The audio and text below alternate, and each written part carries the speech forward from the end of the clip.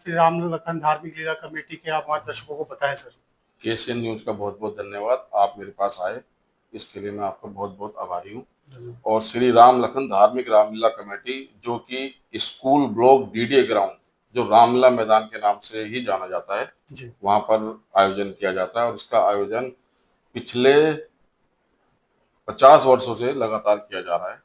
और ये डॉक्टर वालिया के टाइम में इस ग्राउंड का नाम दिया गया था, Ramlila ground, DDA ground, school block.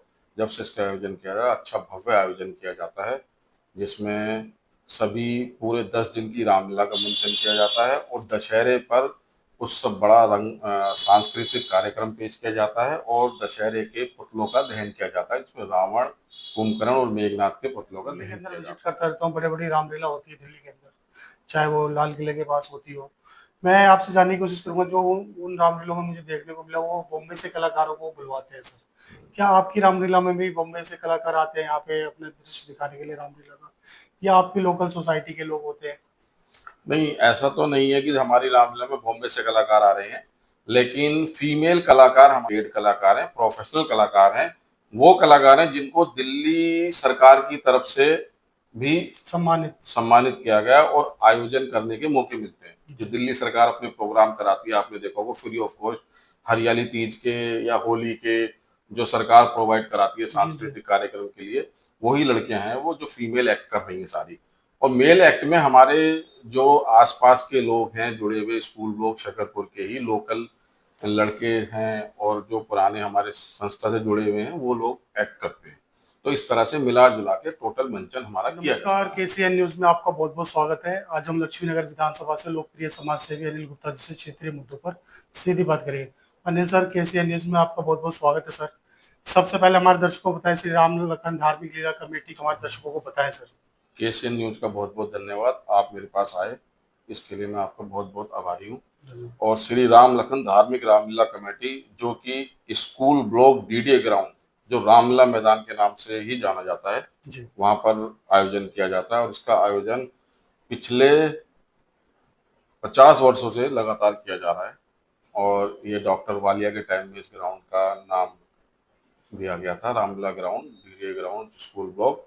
जब से इसका आयोजन किया जा रहा है, अच्छा भव्य आयोजन किया जाता है, जिसमें सभी पूरे 10 दिन की रामलीला का मंचन किया जाता है। और दशहरे पर उससे बड़ा सांस्कृतिक कार्यक्रम पेश किया जाता है। और दशहरे के पुतलों का दहन किया जाता है, जिसमें रावण, कुंभकर्ण और मेघनाथ के पुतलों का दहन किया जाता है। बहुत ही सुंदर तरीके से इसका आयोजन किया जाता है, हर साल किया जाता है। प्रत्येक वर्ष इसी तरह से हर्ष और उल्लास के साथ किया जाता है। अनिल जी, मैं आपसे जान लूंगा, जिस तरह से आप कह रहे हैं कि लगातार 50 वर्षों से श्री राम लखन धार्मिक लीला कमेटी का आयोजन करवाते चले आए हो आप सुपुर ब्लॉक के अंदर।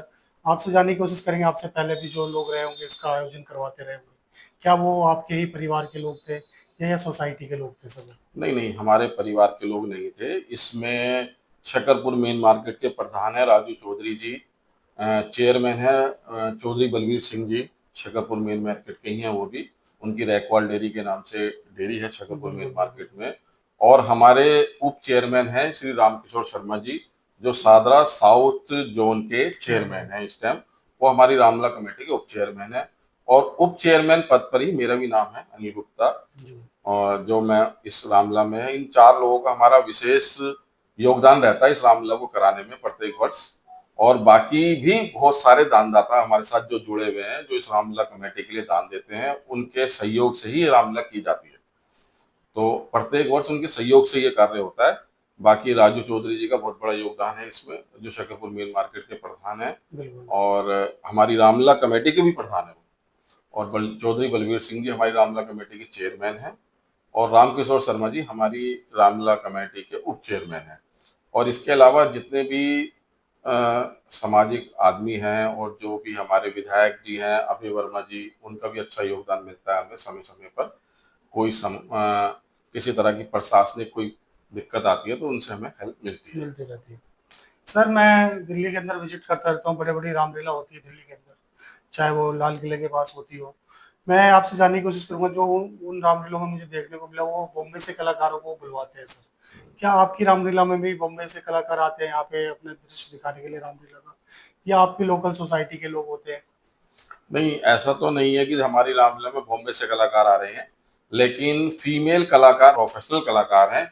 वो कलाकार हैं जिनको दिल्ली सरकार की तरफ से भी सम्मानित। सम्मानित किया गया और आयोजन करने के मौके मिलते हैं। जो दिल्ली सरकार अपने प्रोग्राम कराती है, आपने देखा होगा फ्री ऑफ कॉस्ट, हरियाली तीज के या होली के जो सरकार प्रोवाइड कराती है जी, जी। सांस्कृतिक कार्यक्रम के लिए, वही लड़कियां हैं वो जो फीमेल एक्ट कर रही हैं सारी।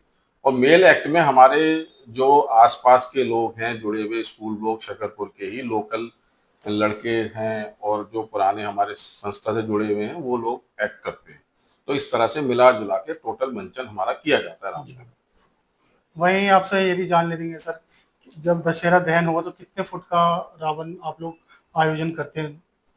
देखिए, पहले हमारे पास क्या था कि अ, हमारे रामलीला ग्राउंड के साथ एक बड़ा ग्राउंड था, तो वहां पर हम 55-60 फुट के पुतले लगाया करते थे। उस ग्राउंड का साइज बहुत बड़ा हुआ करता था, तो वहाँ 55-60 फुट के हम पुतले लगाते थे, वो आराम से वहां पर हो जाता था। अब हम इसी ग्राउंड में दशहरे का प्रोग्राम करते हैं, तो ग्राउंड को थोड़ा सा छोटा होने की वजह से पुतलों के साइज हमारे अब इस साल रहेंगे 40 फुट का रावण का पुतला रहेगा और 35 फुट के हमारे मेघनाद और कुंभकर्ण के पुतले रहेंगे।